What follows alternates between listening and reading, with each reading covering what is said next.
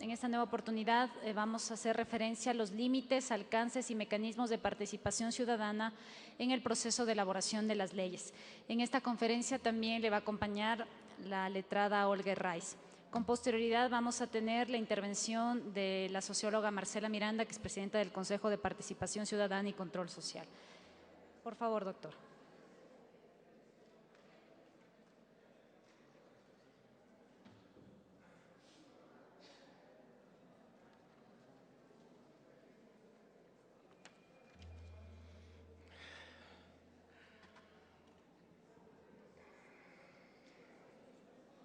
Bueno,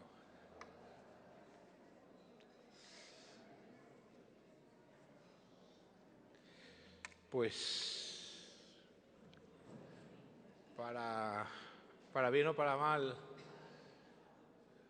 les corresponde seguir escuchándome.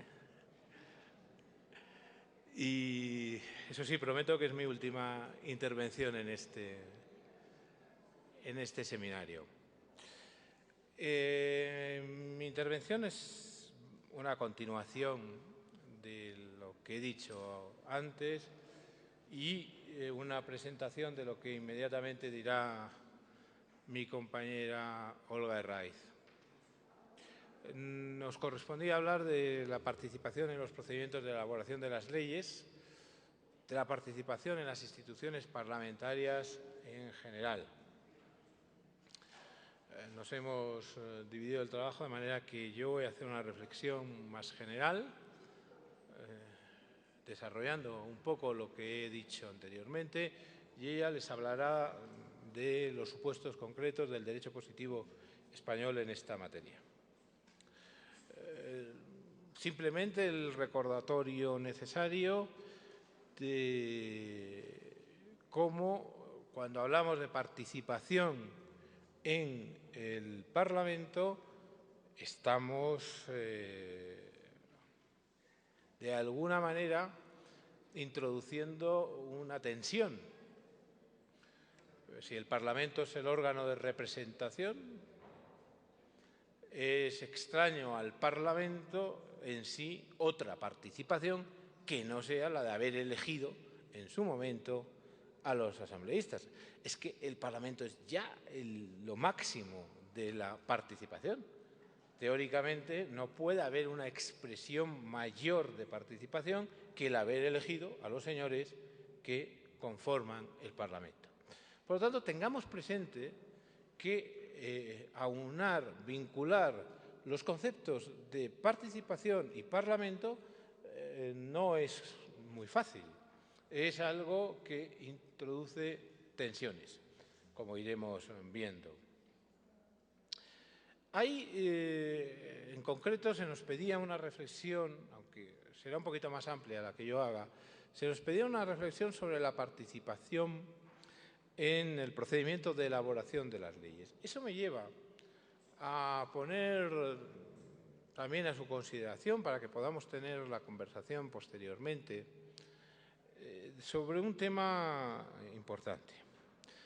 La participación en el Parlamento muchas veces viene precedida por una participación en el Ejecutivo.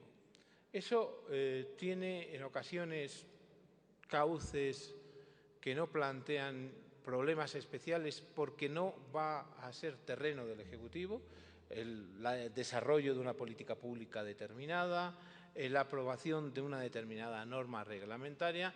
El Parlamento, en principio, es ajeno a esos procesos, por lo tanto, que se haga de participación en el Poder Ejecutivo no es, en principio, su problema, y el Parlamento, el Poder Ejecutivo, puede desarrollar cuantos mecanismos de participación considere necesarios.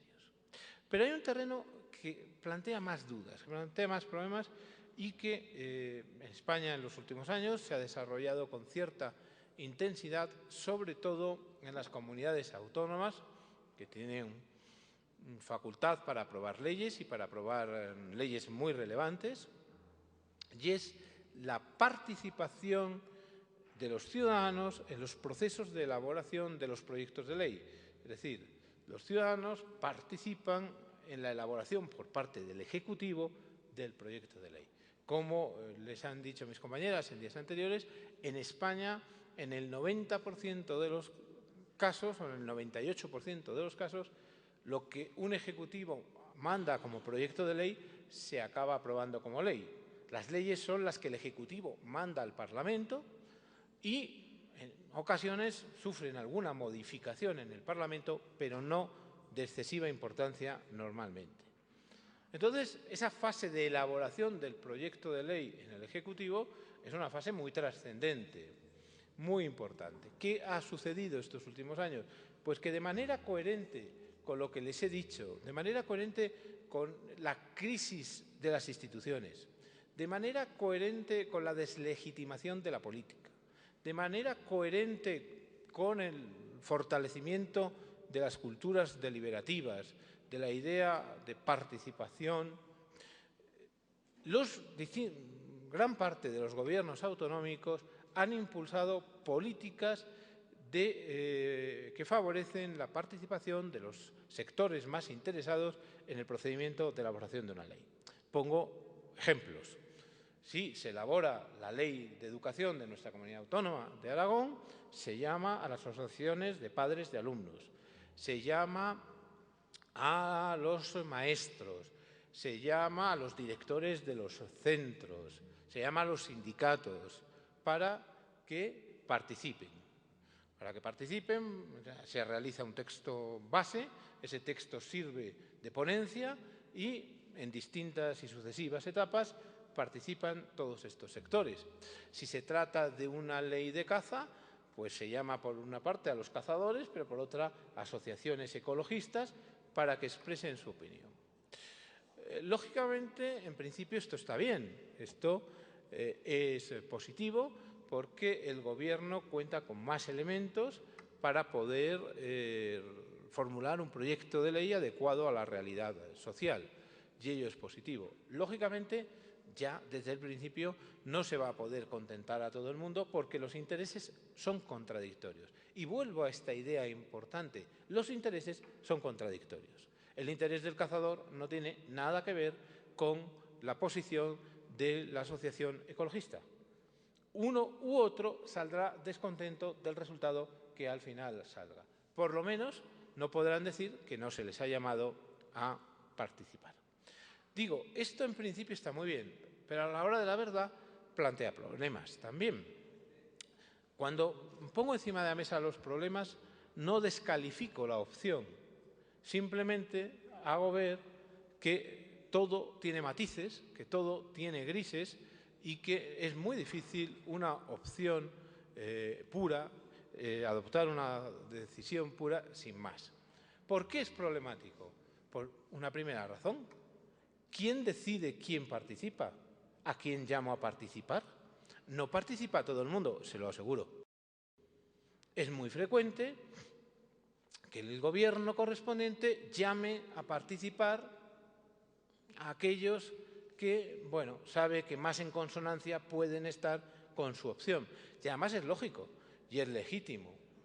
No me voy a complicar la vida, llamo a los que están más cercanos a mi postura.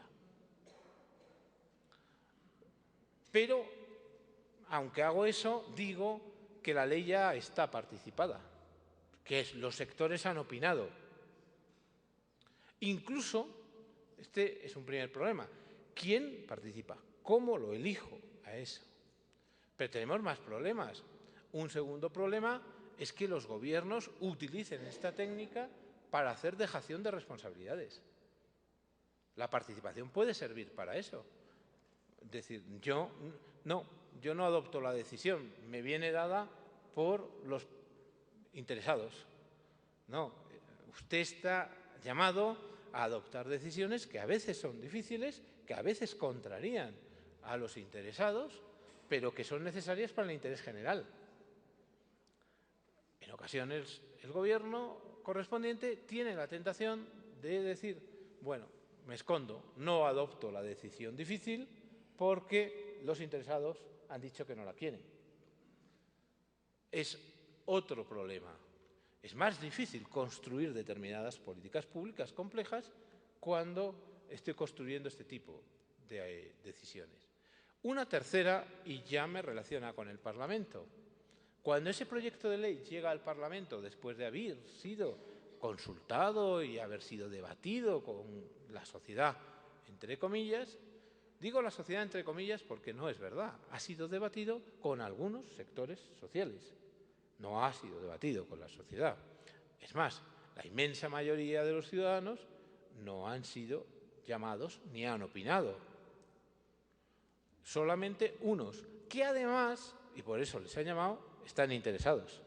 Es decir, tienen intereses, repito, legítimos, absolutamente legítimos, pertinentes y muy dignos de escuchar, pero, lógicamente, defienden sus posturas. El médico defenderá pues alguna hora menos de trabajo, más intervalo entre operación y operación, unas determinadas condiciones, todo ello absolutamente legítimo, pero que a lo mejor no se concilia con la política general.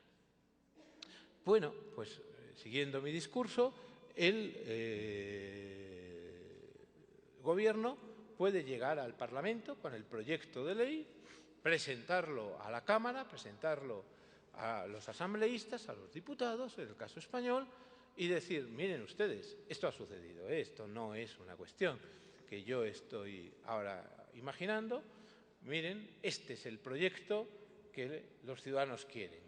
Lo hemos consultado con A, con B, con C, con J, hemos tomado sus recomendaciones, por lo tanto, les pedimos que no lo modifiquen, les pedimos que lo alteren lo menos posible, porque esto es lo que los ciudadanos quieren. Claro, detrás de ese esto es lo que los ciudadanos quieren, está oponiéndose al final con radicalidad a la voluntad democrática representada en el Parlamento, una teórica voluntad democrática que, en este caso, acaba encarnando el poder ejecutivo. Es una dialéctica, por lo tanto, muy poderosa, que en Europa, en donde el reforzamiento de los poderes ejecutivos es una constante, tiene una proyección notable. Repito, tenemos esto como presupuesto. ¿Qué